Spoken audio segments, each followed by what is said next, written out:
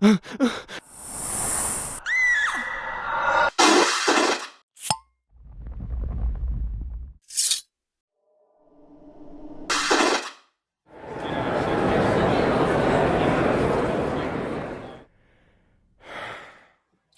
and welcome to the Supernatural Track here at Continual. I'm your host, Gail Z. Martin, and tonight it's everything Bobby Singer, because the Bobbies are surly, and we're going to cover everything about Bobby that we can squish into an hour here. So before we get started, let me have my wonderful panelists introduce themselves, starting with Lola. I'm Lola Laracy. I am a writer and Supernatural fan and fan of all the actors, fan of everything, fan of the CW. And my full name is Lola Laracy. If you look me up online, you're either going to find me or a bunch of dead old ladies. One day I'll be one of the dead old ladies, but not yet. Not too soon, please. Not too soon. Hopefully not. I have never heard anybody throw that into their introduction. That's a first. But it's true. It's true, because I Google myself, and I'm related to them all, too. I like it. Mm-hmm. Yeah. Okay, Carole, take it away. After that, hi, I'm Carole Stokes. On Twitter, I am true_firesign10.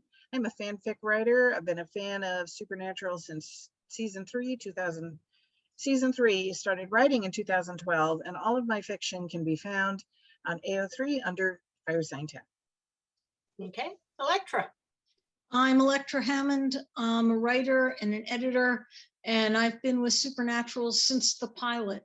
Like Firefly, like Buffy, I seem to find them and just stick with them.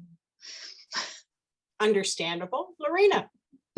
Hi, I'm Laurena Aker. Online, I'm known as Night Sky.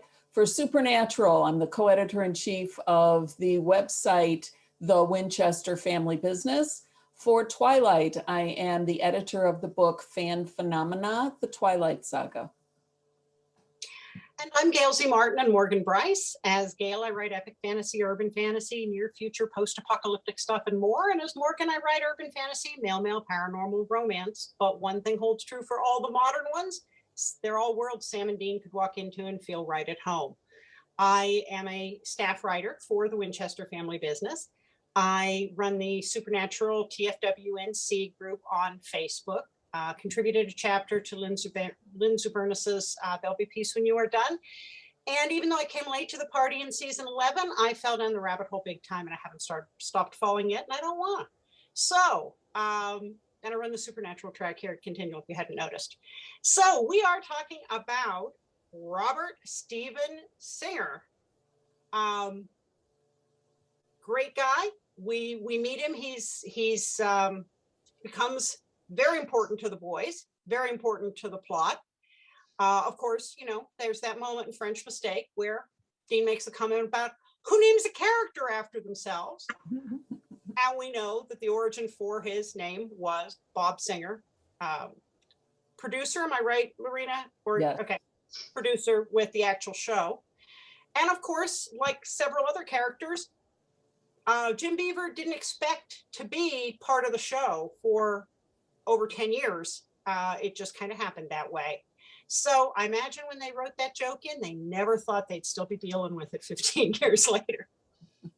So what's your favorite memory of Bobby? Because there are so many, and then we'll go into, you know, all those different surly Bobbies. Carole. Oh, it's so hard to pick just one. There's so many wonderful Bobby moments. Bobby is replete with warm moments, crotchety moments, moments where he scolds the boys and calls them idiots. He's a delight. He is a character that you think, oh, here's this guy with a beard, graying beard, and a trucker hat, flannels, and a salvage yard. And then you find out he speaks Japanese, and he's familiar with like romance poets. I mean, he's just, Bobby has so much depth. They were constantly finding new layers to him to the very end. And that in large part makes him interesting all of the time. And then of course, the way he, in the very first time we see him, he doesn't have that relationship with the boys right off the bat. He knows them, he's familiar with them, But he's not as, let's say, avuncular as he becomes later, where they have turned to him with so many issues and problems and questions, and he has taken them in to his heart, so that when we finally see Bobby breathe kind of his last, you know, he says, I had 2 sons and I raised them to be heroes. And that moment when he says that, that's a moment. That is a moment. And for all those reasons, I dearly, dearly love Bobby. Okay, Elektra? Yeah, that's probably the moment I would have pinpointed, when he stands up to his dad and his dad says, everything you touch, you break. And he turns around and says, well, as fate would have it, I raised 2 boys and they grew up to be heroes. That is the defining moment of Bobby, as far as I'm concerned, in the whole series. After we've gotten to know him and to love him and to lose him, you realize that he's thought of them as his sons. And it just, I cry every time I watch that episode. Absolutely. And that his best memory is just hanging out eating pizza with Sam and Dean at home. Yeah. While they argue about licorice. We should Yeah. probably Who's mention better, that Chuck Norris or Jet Li? Mhm. the episode you're all talking about is at death's door. When Bobby dies, we don't know he's coming back, but when he actually dies, his Corporeally. on Earth. It's a corporeal death. Yes, yes. That's at death's door in season 7. And we were all worried that that was going to be the end of Bobby. Of course, it was not. But yeah, that's definitely one of the highlights, because you got to learn so much more about him, even though he had been on from all the way from season 1 to mid-season 7. And yet all this detail came out in that episode. It was really a wonderful flashback, very emotional. I think he was in every season. Am I right, Mhm. Laurena? At least makes an appearance. Yes. Yes, he, well, until he died. But then there were some afterward that he didn't. He didn't actually appear in 12, 13, or 14. He was mentioned, he was referenced, things like that. But I don't think I'm going through. Oops, nope, he wasn't 12. He wasn't in 13 or 14. Okay. Those are the 2. Not a bad run out of 15 years. Yeah. For somebody who was going to be a one-off. Right. Mhm.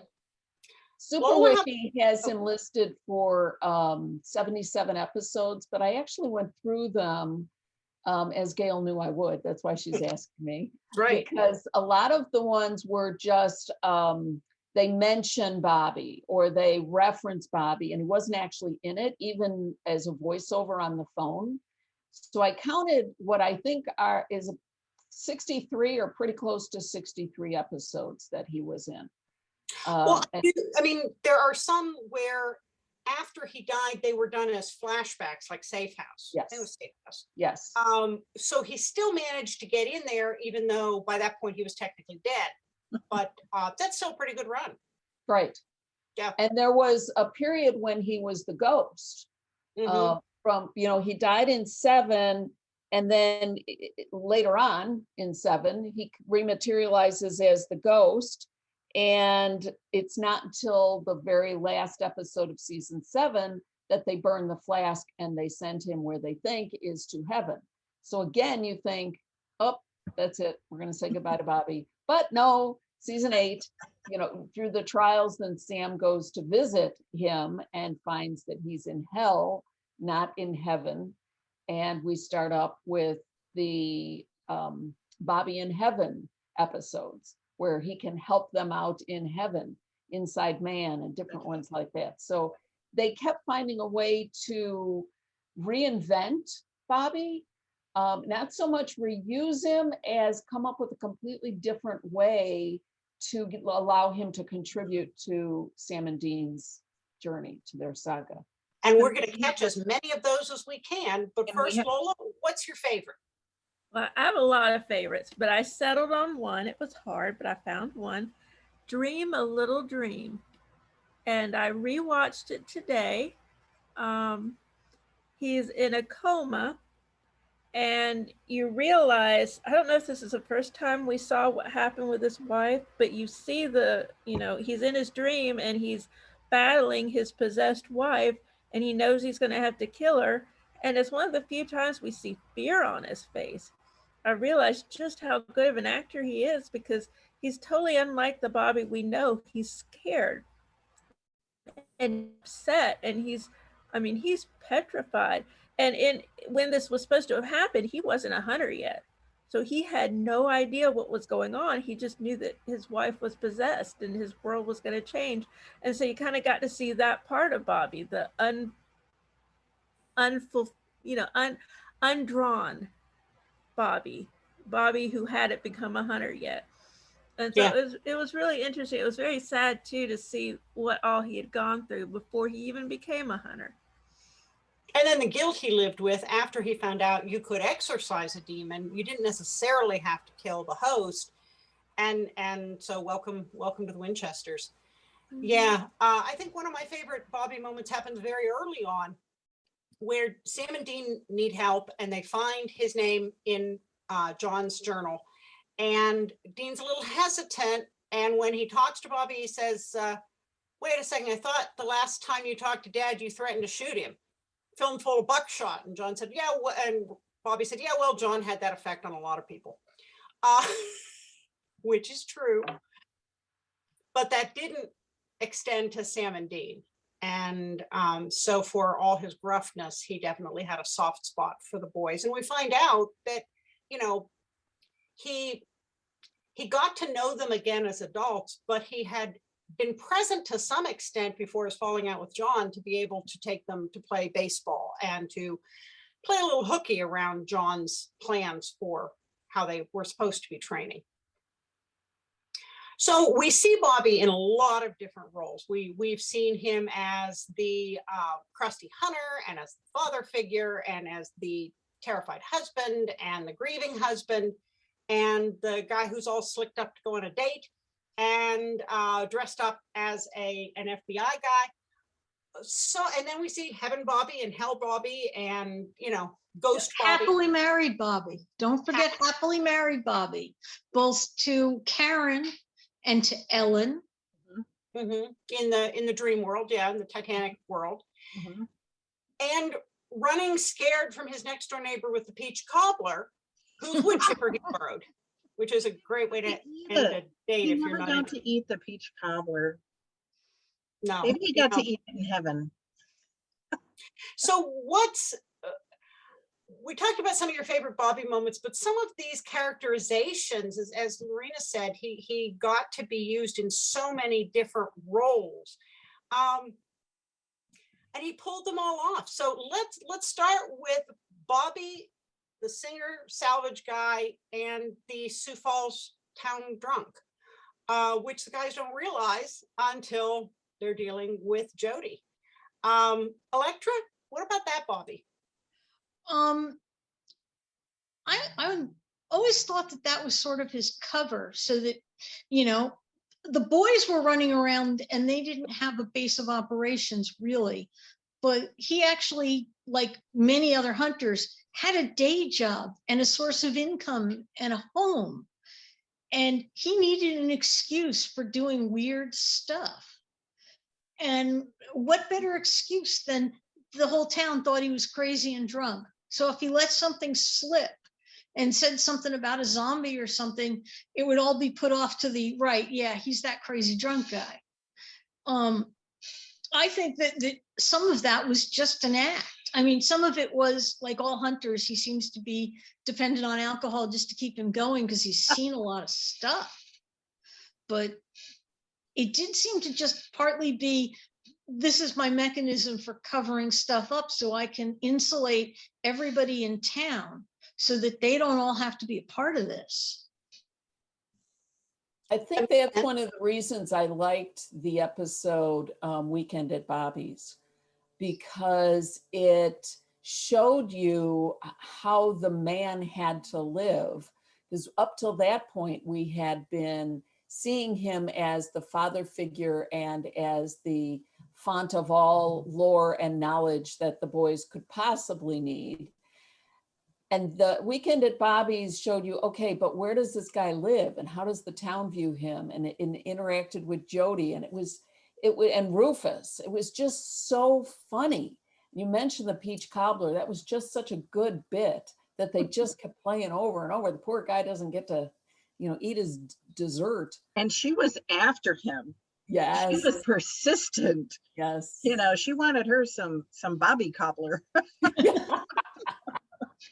I just love the whole, I couldn't send him out there. There are bodies in the backyard. There are bodies in the basement too. When he has to bury that body for Rufus, and Rufus is like, oh yeah, everybody should have a backhoe. You just dig them. Watching some of these again, I'm struck by wondering if they were, at least at some point, trying to set up Jody to replace Bobby in that role, particularly when she picked up all of the stuff out of the storage unit and started researching with Sam in the Elliot Ness episode, time after time. I'm wondering if they were trying to set her up to be the next Bobby. Because she seemed to be sliding into that role. Mm-hmm. I just kind of think, oh, sorry, go ahead. Sorry. She would have been, if Wayward Sisters had gone, because she was then mentoring the next generation, like Bobby had mentored Sam and Dean. And she would have had to have been the one that knew a lot of the lore. I'm sure she would have called other people, but yeah, I think they definitely were trying to set her up as the older, wiser person that helped the younger generation. But they needed Garth to do some of it because Jody, just like Jody recognized Bobby's voice on the phone, she was pretty recognizable as a public person. You couldn't have somebody from another law enforcement group call her. So they sort of needed to split it between her and Garth. Plus, she was a law enforcement person.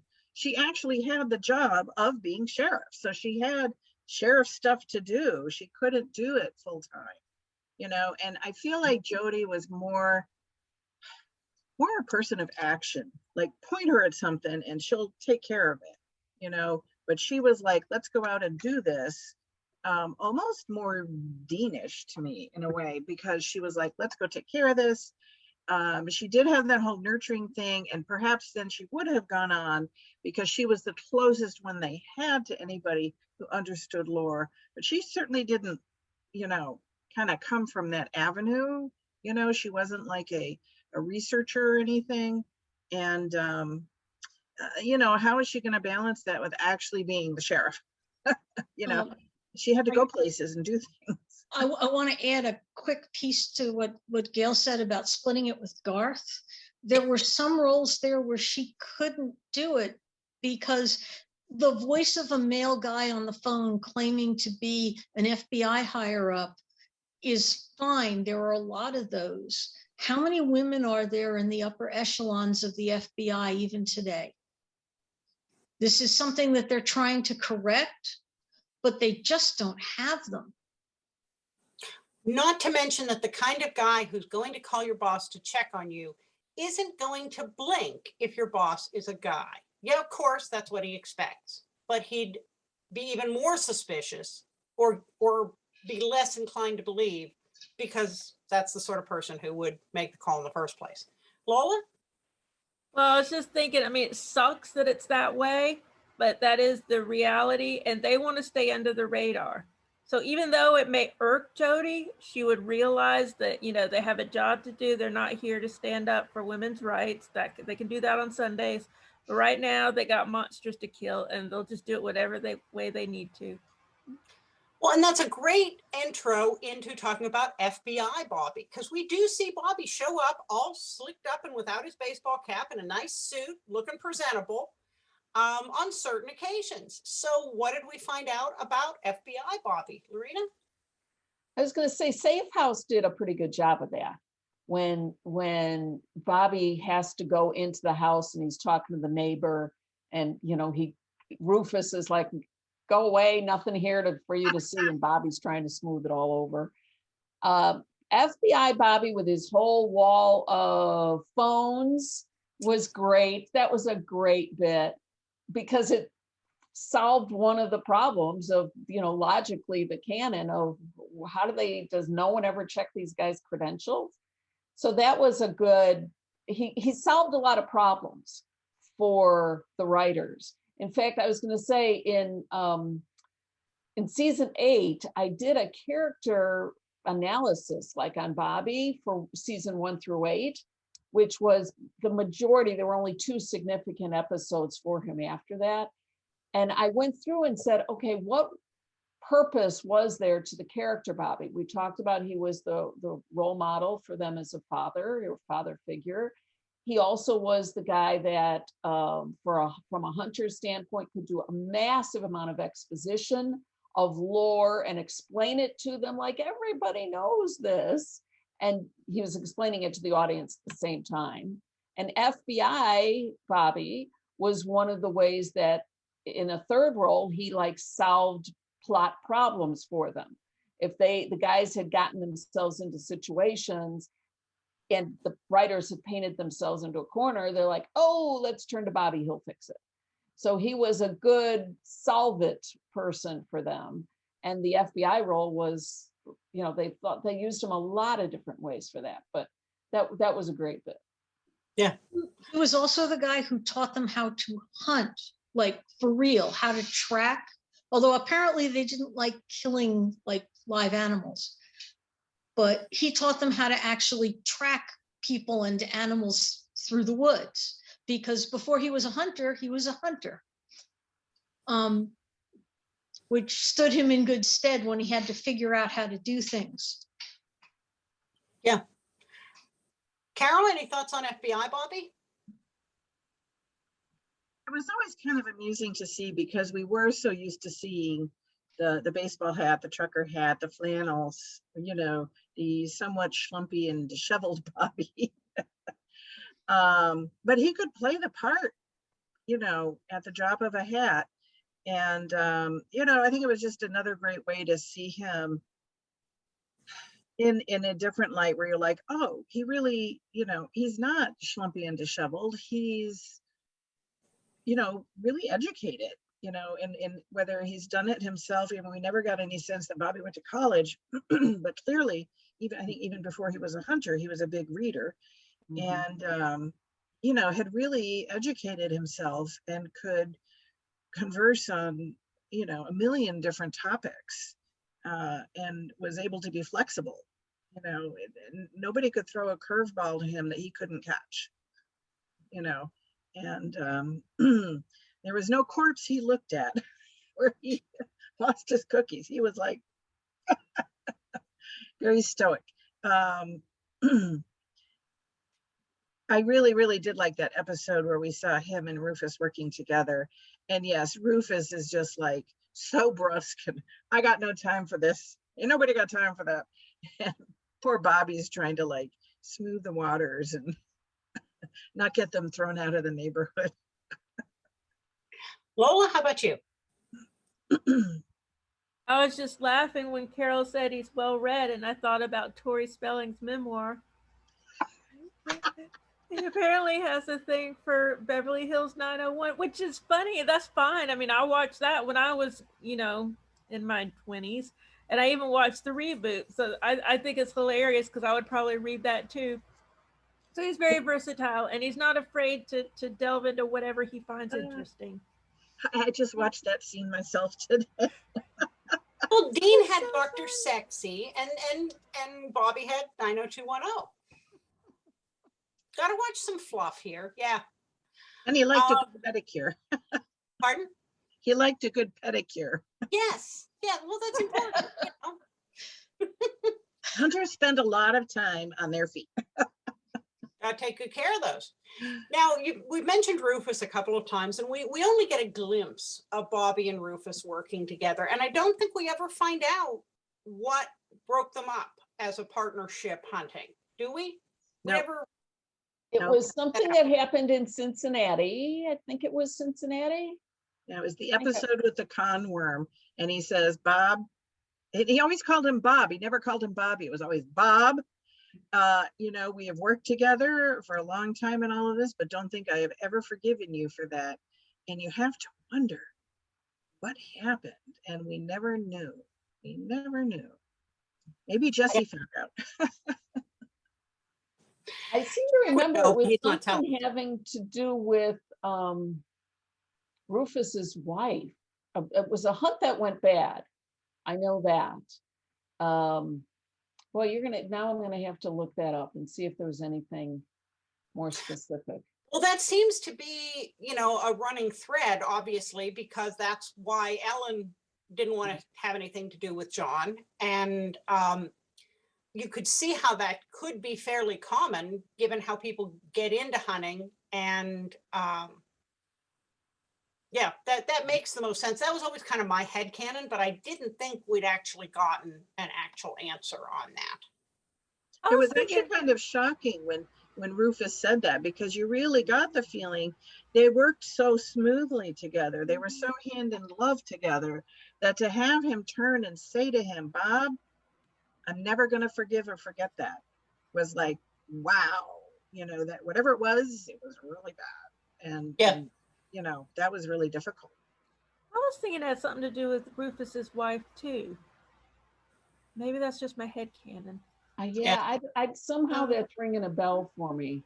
I don't know, but partly they were using Bobby to show that some of the things that happen in hunting can't be forgiven or aren't forgiven. And I think that was an important lesson for Sam and Dean. And it was a parallel to a lot of what happened with them, where they'd have to walk away from something and just kind of dust it off because there was no redemption for it. Sam found that out in the episode Unforgiven. There are just some things that you can't fix, or you really want to try, but it's going to take the people a long time. So they were using Bobby to show one generation earlier, this many years, 25, 30 years have passed, and he's still dealing with some of the regrets and some of the actions that just don't get undone. Well, and I forget which episode it is, but the boys walk away from one episode where Dean says, we didn't win. Nothing was a win here. And I think that also kind of plays into it, where sometimes you try your hardest in hunting and you do everything you know how to do, and there is no win guaranteed. Sometimes you don't save the hostage, you know, sometimes it's a wash. And I got that feeling with, you know, Bobby, that he'd seen his share of those. Well, even though you can exorcise the demon out of the meat suit, the demons very often will kill the bodies they're in because they can still walk around in them. And sometimes they will do it vindictively. So yeah, a lot of times people will think maybe we can get out of this, but no, there is no winning. The demons don't play fair. The Leviathans didn't play fair. The angels didn't play fair. On the flip side, Bobby did for Sam the exact opposite. When Bobby was possessed early on, and as a demon told Sam, you know, when this is all over, lose my number. And afterward, Bobby, and Sam was just crushed, and I was crushed for him. You just see this young Sam just dejected, watching outside, thinking, I've just lost everyone. And then later, Bobby says, you know, you've always got me. You know, I'm in your corner no matter what. So that was a good juxtaposition to you're never forgiven, or you're never even gonna have to ask forgiveness, because I'm always going to be here and I'm always going to love you. So Bobby was a good way to show the moral boundaries and the family dynamic that the boys were negotiating. Well, and Bobby eventually forgave Sam for Soulless Sam being willing to kill him. And that took a while to get past. But they did work it out. And in the end, you know, it was as worked out as you can do with something like that. And another big piece that we've left out here was Bobby takes a bullet and ends up in a wheelchair and is in so much absolute despair. He stabbed himself. Yeah. Okay, I'm sorry. I thought it was a bullet. He ends up in so much despair that he's ready to just give it all up. And we see the family dynamic of Dean giving him the talk of, your family, you don't give up. You know, we're all in this together. And just how important he was to the boys. But more importantly, we got to see him dealing with being in a wheelchair and the utter helplessness, and just how good Jim Beaver is as an actor at portraying that. Those episodes are just killer. And then he gives that talk back to Dean when Dean is at a low point, and he pulls the bullet out of his shirt and says, his pocket, and says, and you know why I didn't shoot myself? Because I promised you. Yeah, that's So a great scene. comes around. Yeah. Yeah. Can I also just point out when like Lorena's talking about the moral code that Bobby is an example for, and we see that back in season 1 when he's the first one to tell the boys, there's a girl in there. There's a human in there. They don't realize it because they're like, it's a demon. And he's like, you know, it's a demon, but it's a girl, you know, and they're like, it's this, oh my gosh, this realization they had, you know, no idea. And it's that kind of, that's, you know, that setting of that moral code right off the bat. We won't talk about later seasons where apparently it goes by the wayside, but in the beginning, they wanted to save the people. And that was even then a factor in Sam, because he's like, I'm pulling demons out and saving the people inside, because from the get-go, those are people. Second, people first, you know. And early on, they couldn't kill the demons. They didn't know how to kill demons. And you know, they were starting from ground zero.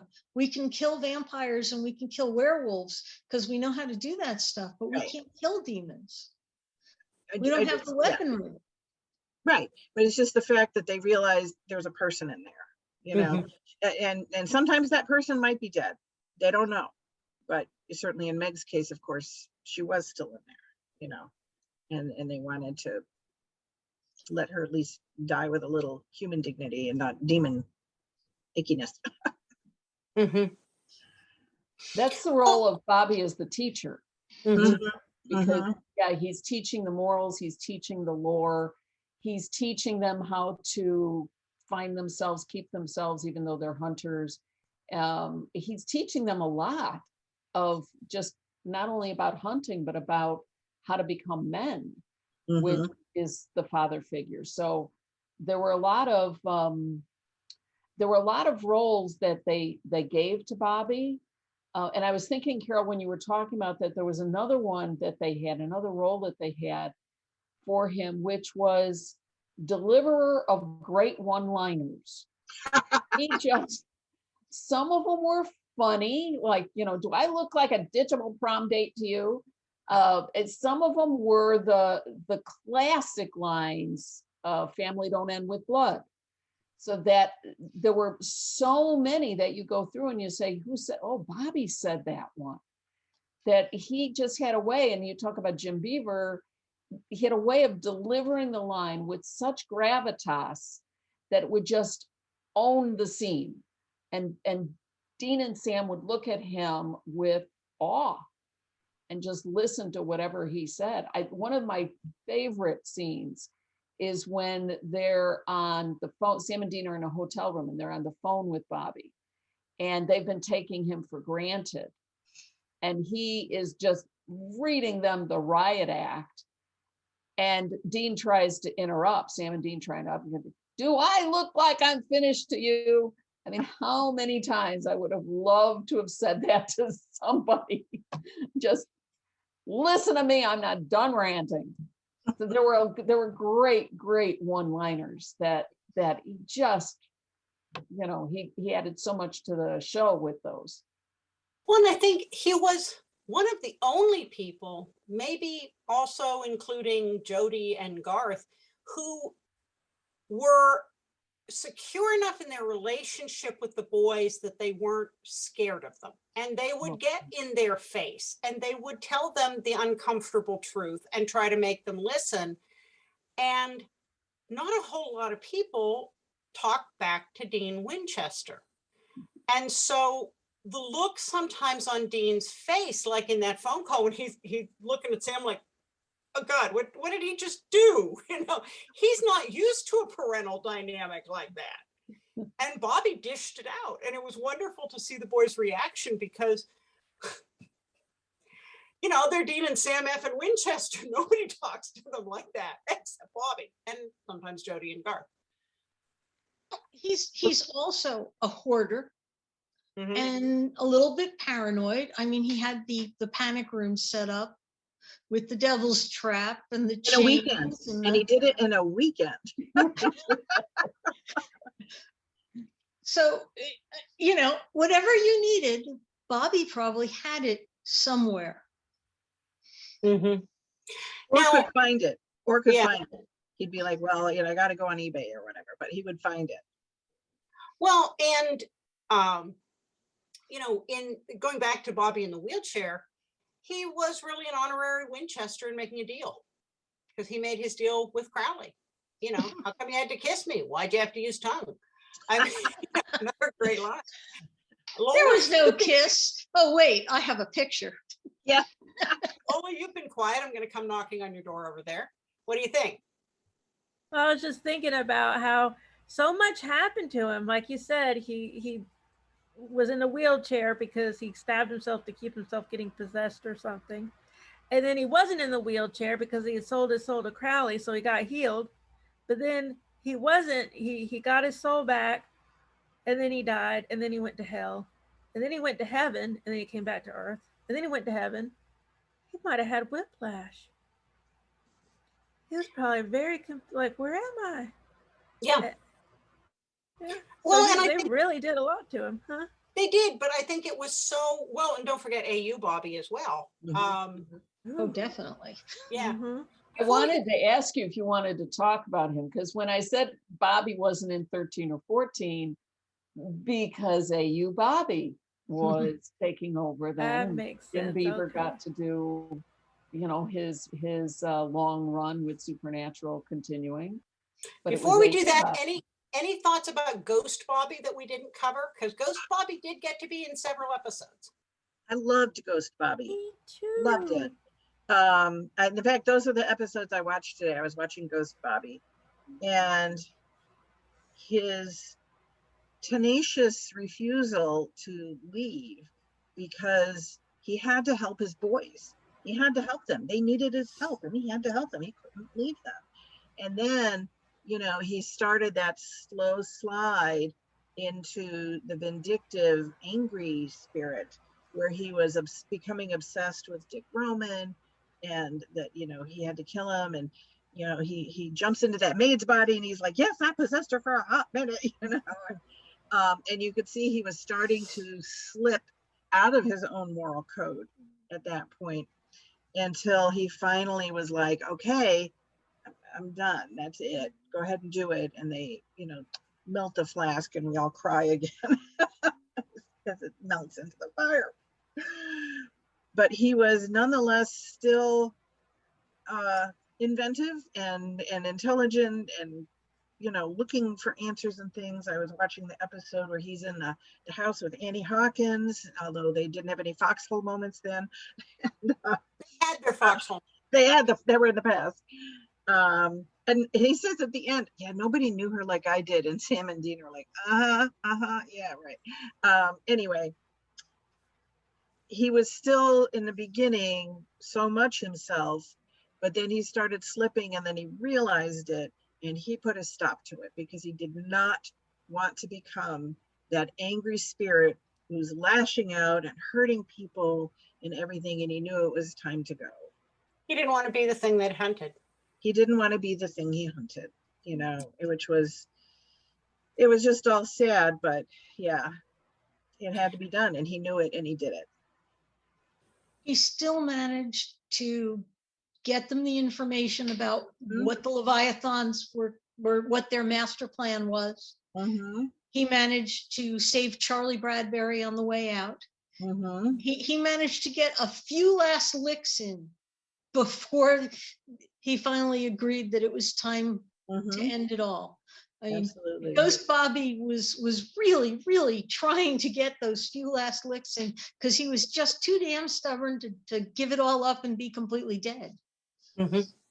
Well, and Bobby in heaven, again, wasn't willing to just sit in his den and read his book and listen to his radio.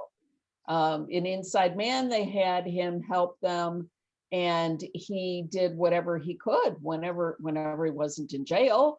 When Cass would come to heaven, and what can I do? And so there was a lot that he was able to contribute even after he was dead, whether he was a ghost or whether he was in heaven.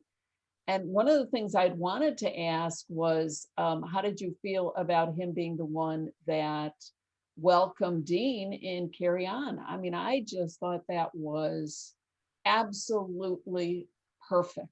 Just so wonderful to respect Jim Beaver enough to have him be there at the end when he had been there through so much. I think that meant more to me than having it be Bobby for Dean. Well, and I think, they might have had other grand plans that the virus, made unfeasible with other actors and other scenarios. But I think in the long run, the fact that it did have to be so stripped down made it all the more important that it was Bobby who greeted him, even more so than I think if it had been John or Mary, because Bobby was there for more of Dean's life. And there were no mixed feelings about Bobby. I mean, they both Sam and Dean really had a lot of complex feelings about both of their parents. I mean, there was some idolization and there's love, but there's also resentment and anger. Bobby, for them, was pure. Mm-hmm. So Bobby was pure. Bobby was home. Bobby was help. Bobby was security. I can't tell you how many fics, for instance, that when the boys are injured, they go to Bobby's. I mean, the salvage yard is just this lodestone for them in story after story after story after story that the hoping beacon that they come to. And I think in large part because that's what we saw so much even on the show. Well, you was the answer and the basis. Yeah, you used the word pure with how they felt about Bobby. And having lost people in my own life that were complicated, and then the ones who weren't, there's a very different grief there. There's a grief when it's complicated, and then there's the grief when it's pure, where it's only been good and now they're gone. And it feels different. And I think I always read that into Sam and Dean's reaction to losing Bobby. Not that they didn't care about John and Mary, but they didn't have the baggage and the tangled elements with their grief for Bobby and for Bobby that they had for John and Mary. Laurena, I want to come back to you on the AU Bobby. He was different. Yeah, I was one of the people that liked him. I was just so happy to have any Bobby back. And to have Jim Beaver back, that I liked him. You had to let go of the initial characterization of Bobby Singer and go with the AU guy that wore, a different getup and didn't know his boys. And, all of that was having a romantic inclinations toward Mary. And I really liked him. He was still the one that was leading the people in the AU. He was still trying to save them. He was still somebody that they turned to, like he taught Jack how to fight, how to box, so he's still teaching. So there was a lot about him that was the same, and I wasn't as disturbed that he wasn't the original, because that original had earned his rest, I guess, and knowing he was in heaven was what was good for me. And then it came around that you could see him at the end when he again played the teacher role for Dean, and Dean was asking him, where's Sam? Time doesn't work the same here. He'll be along. He was still teaching him. So knowing that Bobby was in heaven, I could let that go and say, okay, let's use Jim Beaver differently, and let's use this AU guy. Being we have an AU, with all these characters, we might as well stick a Bobby in there. Well, we stuck a Charlie in there, might as well stick a Bobby in there. Yeah. Lola? Oh, I was just thinking, like somebody else said, I was just happy to have Jim Beaver. I mean, they could have made him be a pop singer or Tori Spelling's father. That would have been awesome. I would have been happy. I was just happy to have Jim Beaver. I mean, I follow him on Twitter. I'm like, anything he does, I'm like, what's going on with Jim Beaver? I just love the guy. They in the AU, well, they established there were a lot of alternates, and in Apocalypse World, he is the vehicle that gives us the critical piece of information. How come this is Apocalypse World, and what's different? Yeah. When he tells us about when he met Mary Campbell and how she lost John, never married him, and never gave birth to Sam and Dean. And we can all infer from that the fact that they didn't stop the apocalypse, and how important it was that she made the deal in Sam and Dean's world, and therefore they were able to avert the apocalypse. And that made a lot of possibly questionable decisions that had been made just fine, because the alternative is really, really bad. There's a very powerful reconciliation, especially for Sam in that, who has blamed himself for his whole life. Once he learned about the demon blood, that it was his fault, that Mary died, that everything was his fault. And to find out that it would have been a lot worse if he'd never been born, because the angels were arguing that would be a good thing, I would think would help Sam sleep a little better at night, in terms of understanding that it would have been worse without them.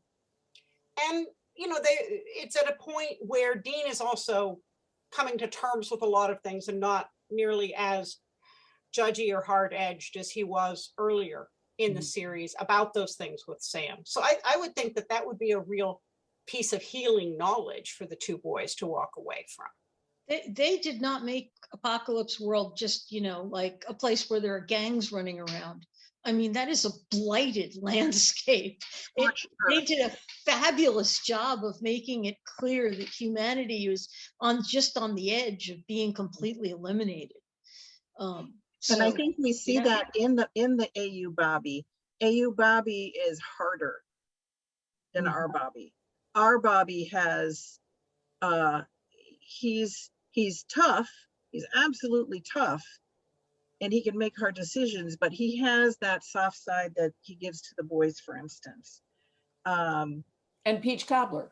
And AU Bobby does not have any of that. AU Bobby is like, that softness is gone.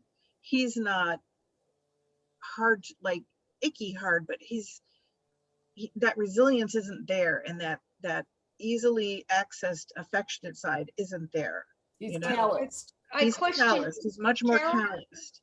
Carole, is that because the AU Bobby never got to raise those two boys that became heroes? And he never, and because it's the Apocalypse World, he probably didn't have half of the good stuff that our Bobby did. Who knows if he ever had a Karen? We don't even know that. Well, and I wonder if part of his attraction to Mary was that, for as hard and sometimes ruthless as we saw the resurrected Mary as being, was she a reminder of better days for AU Bobby in terms of the Mary he knew before the world ended? I would think that that would feed some of that attraction, in that she, in his experience, might have been the softest thing he'd run into. And I think when they come over from the AU, he's a little hesitant. He's a little like untrusting that things could actually be that good. You know, to us, we're like, oh, this is terrible. And he's like, wow, this is really great. Look at this bunker. And, you know, and there's people and there's liquor. And, you know, he's already like on a higher level of living than he's been for years, you know. So, and once again, Jim Beaver, the nuances are fantastic. You know, he is just the character actor's character actor. And, you know, here he is playing this very slight deviation from the character we've been watching for years, and it's distinct. It's really distinct, and not in any kind of showy way, you know, but in those subtle ways, and the way he's looking at the boys and his tone of voice with them, that are just marvelous. Yeah. And that is so much harder to do than to play a completely different character. Yeah, play this character like 2 degrees removed, as opposed to play this character opposite, you know. Yeah, completely different and much more difficult. Definitely. Lola, you've been quiet. I was just saying, well, that shows how well he knows the character. I mean, maybe it's because he's been playing it for 14, 12, whatever years. You know, he knows Bobby inside out, and he can probably imagine if you took the joy out, what would be left? What's that carcass? So he knows how to play that carcass, which is amazing that he can do that. He's a really good actor. Well, folks, as always, we have blown through our time, and we are at the end of the hour. So before we wrap things up, I want to go around and have everybody tell everyone one more time where they can be found online, starting with you, Laurena. On Facebook, Fan Phenomenon Twilight. On Twitter and Instagram, the Win Fam Business is the ID. And for myself, you can find me at LSAngel2 on Twitter. Great. Elektra? Elektra Hammond, you can find me at untilmidnight.com, where everything links out from there. Cool. Carole? You can find all my stories on AO3, Archive of Our Own, under Firesign 10. I'm on Twitter as true_Firesign10. And on Facebook, you can find me in Gail's Supernatural group, TFWNC, and also on Continual. That's right. Lola? You can find me at lolalaracy.com. That's LARISCY. And I'm also on Twitter, and my Facebook page is under Lola Laracy. And pretty much all of my social media and web presence, if you look for Gail Z. Martin and Morgan Bryce, both as .coms and on social media, you'll find me. You'll find quite an archive of articles on the Winchester family business, both about Supernatural and now about Walker. Of course, you can find me at Supernatural TFWNC, but most of the time you can find me here on Continual. So thank you all so much for talking about all the surly bobbies, and thanks all of you for watching and listening. There'll be more Supernatural coming up soon here on Continual, so we'll see you online.